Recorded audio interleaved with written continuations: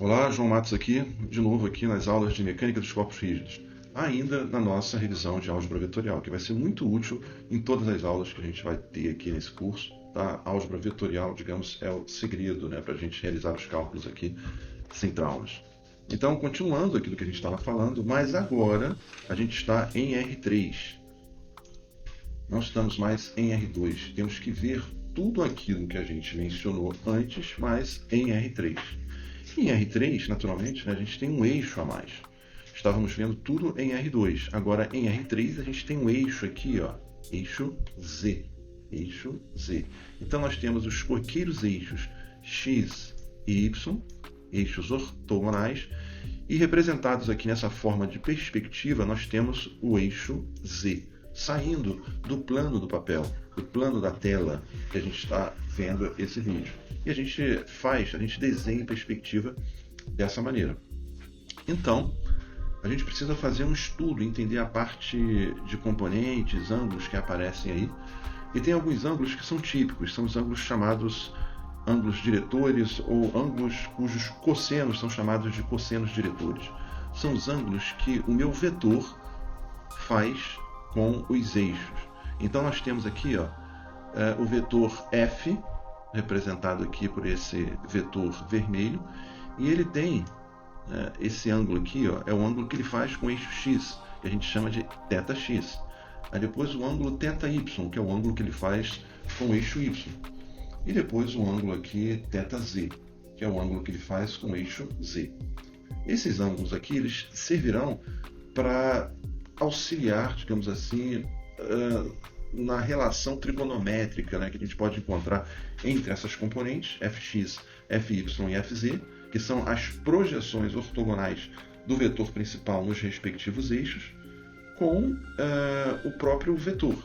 Então, se eu observar aqui na figura A, por exemplo, eu tenho aqui, ó, o triângulo retângulo OAD, tá? Que eu separei esse triângulo retângulo aqui na figura de baixo, para que a gente possa visualizar isso no plano. Então tenho aqui o vetor principal, e aqui em amarelo aparece a minha componente fx. θx é o ângulo que ele faz, né, o vetor principal, com o eixo x. Então eu posso relacionar essa componente fx com o meu vetor f e com esse ângulo θx. Eu posso escrever isso daqui, ó, cosseno de θx, tá, que é esse ângulo aqui, ó, que eu estou mostrando. A figura ficou um pouco densa, melhor apagar. Esse ângulo aqui, ó, cosseno de θx é igual, e utilizando aqui do triângulo retângulo ODA, é igual a esse cateto, fx, que é o cateto adjacente ao ângulo, sobre a hipotenusa. E esse cosseno aqui é chamado de cosseno diretor. A informação desses ângulos, dos cossenos desses ângulos, nos auxilia a determinar a direção desse vetor em R3. Da mesma forma, eu posso pegar a projeção em Y, tá, que é o meu FY, e me utilizar aqui do triângulo retângulo OAB. Aqui, ó, OAB. Opa, OAB. E aí eu tenho esse θy, tá? Então eu vou me utilizar desse triângulo retângulo OAB e estabelecer esse cosseno. Cosseno de θy é igual a fy, tá? O fy aparece aqui, ó, em amarelo, sobre o fzão. Então tenho mais um cosseno diretor aqui. São 3 cossenos diretores. E finalmente, né, nessa figura C que eu tirei aqui de uma obra muito famosa, que é o B. Johnston, eu tenho aqui o triângulo OEA. Tá? Aqui tem um outro cateto, tá, que eu vou desenhar aqui, que ele saiu em azul, a gente não consegue observar. Então eu tenho aqui o triângulo retângulo OEA. Então eu posso escrever cosseno de θ, Z, é igual a Fz sobre F. Então tem aqui os 3 cossenos diretores que são essenciais para essa teoria. Eles vão me auxiliar a dar uma direção para esse vetor em R3. Então, após obter essas componentes, fx, fy e fz, eu vou colocar o meu vetor no mesmo formato que eu já conheço, mas que eu vi somente até agora em R2, que é o formato IJ e agora K. Lembre-se, né, que em R2 a gente precisava de 2 vetores unitários canônicos para representar o vetor, o I e o J. Agora, como eu tenho outro eixo, o eixo Z, eu tenho um vetor unitário canônico, K. Então, o meu vetor ele fica representado dessa forma aqui. Ó. Tá, deixa eu só achar aqui. Pronto. Fica representado dessa forma. F é igual a Fxi, que é igual a Fyj, mais Fzk. Eu falei igual, mas é mais, né? Ou seja, a gente vai somando todas essas componentes junto com o IJK. Então, dessa forma, a gente consegue trabalhar com um certo conforto em R3. Repare que aquilo que já era difícil em R2, utilizar triângulos, lei dos senos, lei dos cossenos, em uma figura às vezes não muito fácil de ser entendida, agora em R3 ficaria ainda mais difícil. Então, essa metodologia, essa forma de se trabalhar com o vetor expresso na forma dos vetores canônicos e JK, ela vai simplificar sobremaneira o nosso trabalho aqui em mecânica dos corpos rígidos. Tá? Então, digamos que eu tenha essa questão. Uma força F possui as seguintes componentes: Fx 30 N, Fy 55 N e Fz 20 N. Determine o módulo da força e os ângulos θx, θy, θz, os ângulos que possuem os tais cossenos diretores, que é a mesma forma com os eixos. Faça o esboço do gráfico da mesma. Então, bem, essa força, se eu quiser colocar aqui no formato de vetor, fica fácil, né? Porque eu já conheço os componentes. Ele me forneceu o Fx, o Fy e o Fz. Então, F é igual a 30i mais 55j mais 20k. Então, isso aqui já é o formato vetorial da força. Se eu quiser saber o módulo dessa força, a exemplo do que eu fazia lá em R2, o que eu pegava? Pegava as componentes, elevava ao quadrado, somava tudo e depois tirava a raiz quadrada. É isso que eu vou fazer aqui. Eu vou pegar cada uma das componentes, vou levar ao quadrado, somar e depois tirar a raiz quadrada. Isso vai me fornecer um módulo desse vetor, ou seja, o tamanho do vetor. E se você está bem recordado disso aqui, ó, os cossenos diretores, eles são dados assim, ó, Fx sobre o tamanho do vetor, Fy sobre o tamanho do vetor, Fz sobre o tamanho do vetor. Então, eu sei que o módulo do meu vetor, o tamanho, a magnitude do meu vetor, é 65,76. Já calculei isso. Depois, é só fazer a razão aqui entre as componentes e esse tamanho de vetor. Tá? Eu vou obter aqui os cossenos desses ângulos. Por exemplo, o cosseno de θx é 0,46. O cosseno de θy é 0,84. O cosseno de θz, 0,30. Mas eu não quero o cosseno. Eu quero o próprio ângulo. Eu quero os ângulos, θx, θy e θz. Então, eu tenho que fazer a função inversa na sua máquina científica. Tá? Eu não consigo fazer isso com outro método que seja adequado à agilidade que a gente quer nessa disciplina aqui. Então, eu tenho que utilizar a máquina científica e a sua função inversa. E aí, eu vou encontrar os ângulos. 62,61 graus, θy 32,86 graus, θz 72,54 graus. Tá? Se eu quiser fazer um esboço, bem, um esboço, né, é aquela figura aproximada. Basta, né, que eu faça aqui, ó, pessoal, coloque aqui no meu sistema referencial XYZ, tá, uma espécie aqui de prisma, onde as arestas desse prisma serão as minhas componentes.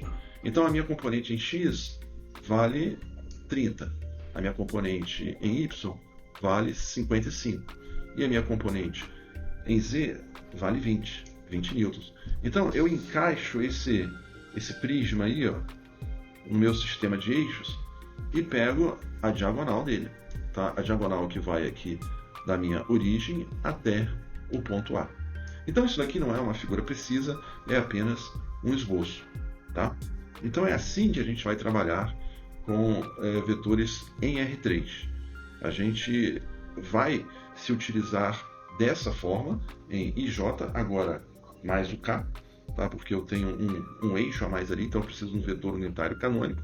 E eu posso expressar isso na forma de coordenadas também. Repare que no estudo anterior, em R2, a gente utilizava x e y, que representava um ponto, mas também poderia representar um vetor. Agora a gente vai utilizar XYZ, que vai representar um ponto em R3, mas que também pode representar um vetor. Ok?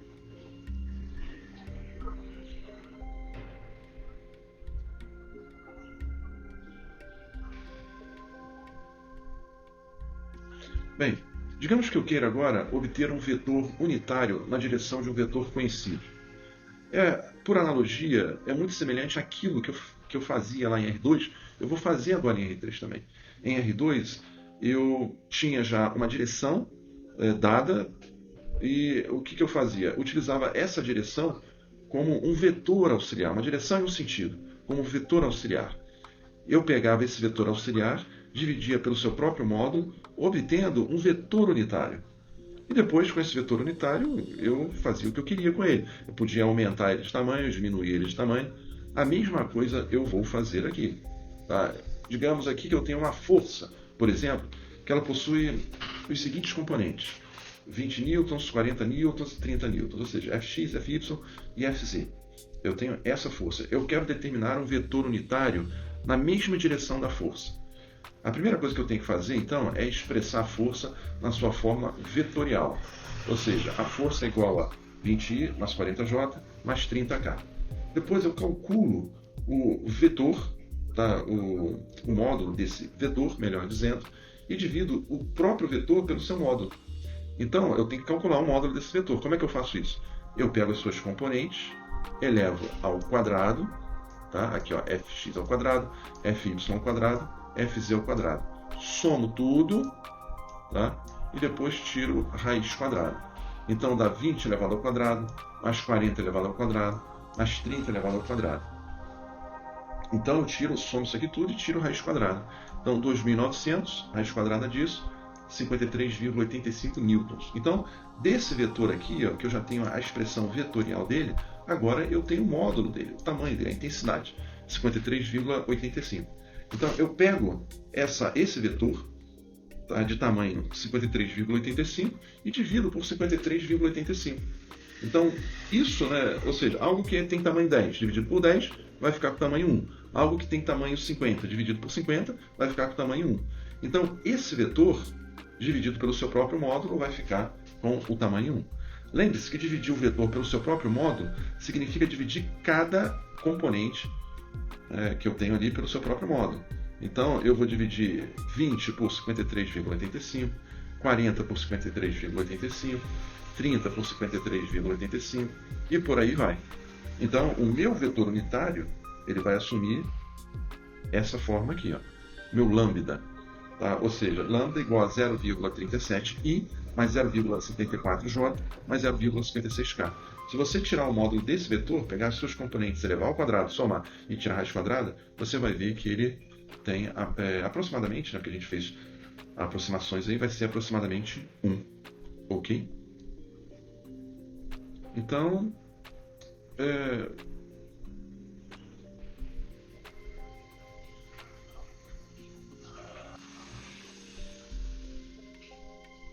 bem, vamos fazer um pequeno exercício agora, que eu também tirei lá do B. Johnston, que é um exercício bem interessante, que ele fala o seguinte, ó: o cabo de sustentação de uma torre está ancorado por meio de um parafuso em A. A tração do cabo é de 2.500 newtons. Determine as componentes Fx, Fy e Fz da força que atua sobre o parafuso e os ângulos diretores, θx, θy e θz. Então nós temos uma figura aqui, ó, temos uma torre, tá, que ela tem um cabo de aço que vai de B até A, está preso aqui. E tem uma força, tá? Tem uma força que, digamos assim, a torre faz no parafuso que prende o cabo de aço em A. Tá? Essa força é uma força F, cuja intensidade a gente conhece, é uma força de 2.500 newtons. Mas eu só conheço a intensidade, eu não conheço a sua expressão vetorial. Tá? E geralmente é isso que eu quero expressar a força na forma de IJK. Então eu tenho que fazer todo aquele trabalho, né, de transformar essa informação numa informação vetorial. O importante aqui também nesse problema é ver onde está o meu sistema referencial. E aqui o meu problema já deu isso para mim.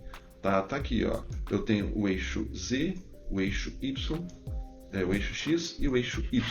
Tá? Então, a primeira coisa que eu tenho que fazer é identificar a linha de ação em que essa força atua. Essa força está atuando na linha de ação que vai de A para B. De A para B. Então, eu já consigo visualizar a linha de ação, ou seja, a direção, e eu consigo visualizar o sentido também, que é o sentido de A para B. Então, o que eu tenho que fazer?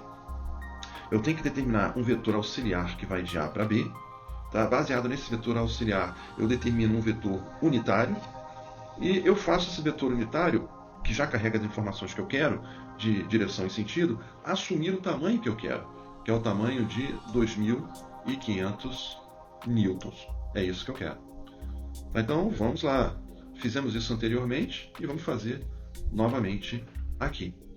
Então, eu tenho aqui, ó, eu preciso de um vetor auxiliar, um vetor que vai de A até B. Então, eu tenho que enxergar esse ponto A aqui, ó, que eu estou colocando. Tá? Esse ponto A, ele tem, ó, um deslocamento em X, que eu consigo visualizar aqui, que é 40 metros. Ele não possui deslocamento em Y, que seria a altura. Tá? Eu vejo aqui, ó, que o plano XZ é o plano do chão. Então, esse ponto aqui ele pode ser considerado como um ponto no chão. Tá? Então, ele só possui coordenadas X, diferente de zero, né? A coordenada Y dele é igual a zero, e a coordenada Z está para trás, lá, ó. E o meu eixo Z está orientado para frente. Então, a coordenada em Z dele é negativa, é menos 30. Então, o meu ponto A, ele fica definido assim, ó. Cadê? Tá aqui, ó. 40, 0 e menos 30. Tá? Esse é o meu ponto A. Ele já se encontra ali, ó, na direção AB. Tá? Porque AB, conforme a gente viu anteriormente no estudo em R2, é B menos A. Então, eu estou procurando aqui entender qual é o ponto A. E depois eu vou ver qual é o ponto B. O ponto B é o ponto que se encontra aqui na torre. Ó. A torre coincide com o eixo Y. Quando um ponto coincide com o eixo Y, as outras coordenadas X e Z são iguais a zero, porque ele não tem deslocamento em X e Z. Ele só tem deslocamento em Y. Tá? Então, o deslocamento em Y dele é o indicado na figura, é a altura dele. Ele tem 80 metros. Então, ó, ele não tem deslocamento em X, ele tem deslocamento em Y, que é 80, e ele tem deslocamento em Z, que é 0. Então, já que eu quero a direção auxiliar AB, e eu obtenho essa direção fazendo B menos A, eu pego o ponto 0, 80, 0, e subtraio aqui do ponto 40, 0, menos 30. Eu estou falando ponto, mas se você lembra do estudo lá em R2, isso também representava vetores. Então, eu estou fazendo aqui uma diferença de vetores. Então, fazendo essa diferença, 0 menos 40, 80 menos 0, 80. 0 menos 30, 30. Então, isso aqui é o meu vetor auxiliar. Eu posso escrevê-lo na forma IJK. Está aqui, ó, IJK. Então, eu quero um vetor unitário nessa direção IJK, tá? nessa direção, melhor dizendo, AB, para poder fazer ele crescer e assumir o tamanho que eu quero, que é de 2.500 newtons. Então, já que eu tenho um vetor auxiliar na direção AB, como é que eu acho um vetor unitário? A primeira coisa é obter um módulo do vetor aqui, ó, auxiliar. Então, eu pego suas componentes, elevo ao quadrado e tiro o raiz quadrada, somo, né? E tiro o raiz quadrada. Depois eu pego o próprio vetor auxiliar, que é o vetor AB, e divido pelo seu módulo. Então, esse vetor que eu acabei de obter aqui, ó, menos 0,42i mais 0,85j mais 0,32k, é esse vetor lambda, que é um vetor auxiliar. Então, é um vetor auxiliar unitário, tá? Ele também é um vetor auxiliar, né? Porque o vetor AB é um vetor auxiliar, o vetor lambda é um vetor auxiliar, que na verdade eu quero a força, mas a força eu vou obter no seu formato original, no seu formato vetorial, a partir da multiplicação do seu módulo, 2.500 newtons, por um vetor unitário, ou seja, alguma coisa que já possui as informações que eu quero, de direção e sentido. Então é por isso que para obter a força, eu faço aqui, ó, f que multiplica lambda. Então dá 2.500 que multiplica o vetor unitário. Aplico a distributiva, tá? E tenho aqui o meu vetor força. A força, então, é igual a menos 1.050 I mais 2.125J mais 800K. A força nesse formato vetorial, ela é essencial para o nosso estudo. Ok? Bem, para obter os quocientes diretores é aquilo que a gente já conhece, né? A gente divide cada componente aqui pelo módulo do vetor e depois utiliza a função inversa da máquina para poder calcular o ângulo. Ok? Então vamos ficar por aqui, pessoal. Vejo vocês na aula 6. Até mais!